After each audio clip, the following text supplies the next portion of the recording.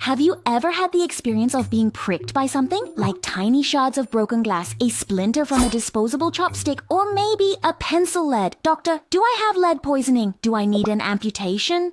It is not that serious. The pencil lead we use doesn't contain metallic lead. It's mostly graphite and clay, so you won't get poisoned. Don't worry. Oh, that's good. Then I can rest easy. Yours is actually a bit serious.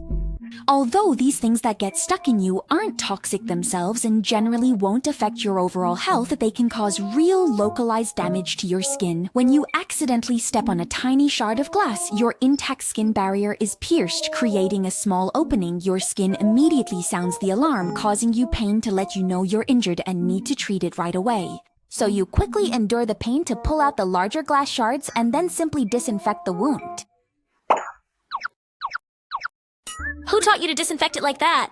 My grandma taught me that when I was little. Although it's a bit off topic, I must say that while our saliva does contain some antibacterial components, these effects mainly work within the mouth. It helps very little with skin wounds and has a weak disinfecting effect. Moreover, saliva itself contains a large number of microorganisms. Using it on a wound doesn't disinfect it. Instead, it introduces more bacteria into the wound, increasing the risk of infection.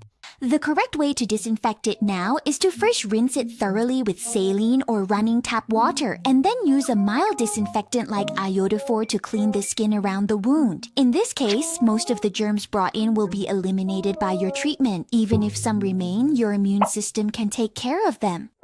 I am here to wish everyone a happy early new year. After that, the skin can slowly heal itself and fill in this small wound. But just when you think you have cleaned it out, you find that you still feel a sharp, stinging pain in your foot while walking. Those who have often been pricked will immediately realize that something is wrong, because this likely means that very small fragments are still left inside the skin. But the problem is, even after poking around with tweezers and using a magnifying glass, you still can't find that missing shard. You can only feel it right there, irritating your nerves and causing you immense discomfort. From the perspective of your immune system, this tiny fragment is like a mysterious spaceship that has crashed in, carrying a whole host of germs along with it.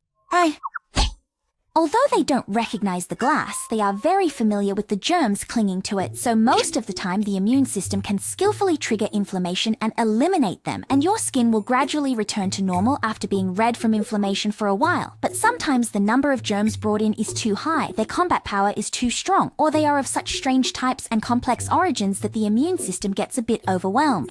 It has to quickly dispatch a swarm of neutrophils to kill indiscriminately. As the battle intensifies, leaving casualties everywhere, it creates an abscess that we can see with the naked eye. At this point, we may need surgery to help, digging out the gunk inside to lighten the immune system's burden. In most cases, the immune system can handle the germs, but it always struggles with how to deal with this uninvited guest. If a tiny wood splinter or a bit of graphite from a pencil gets stuck inside, the immune system might try to break it into smaller pieces, eventually having macrophages swallow and carry them away one by one. Over time, the foreign object might slowly disappear. If it is located near the surface and the immune cells cannot consume it all, it might even be pushed out of the body as the skin regenerates. But if the foreign object is too large, or something like glass that is hard to break down, the immune cells won't know where to begin.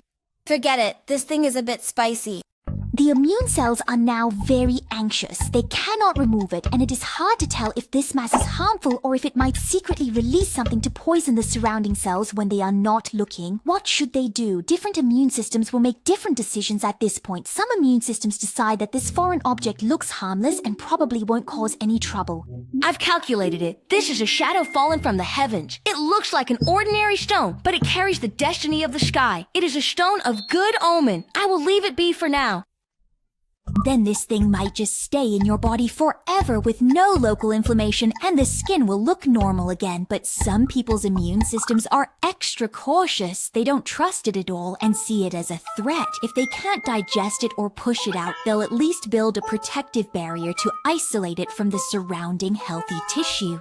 So it dispatches a large number of macrophages surrounding the foreign object in layer after layer. As more cells gather, a small lump forms, which is medically known as a foreign body granuloma. If the foreign object remains and the infection is not cleared, it may cause recurring inflammation, hinder skin healing, or even lead to persistent ulcers. So, when we get pricked by something tiny, don't panic. If you can remove it, just clean and disinfect the area and wait for the wound to heal. But if the foreign object can't be removed and the area stays red and swollen, we need to seek help from a doctor at the hospital promptly. And my dream is to become a knowledgeable painter who never gets pricked by a splinter again.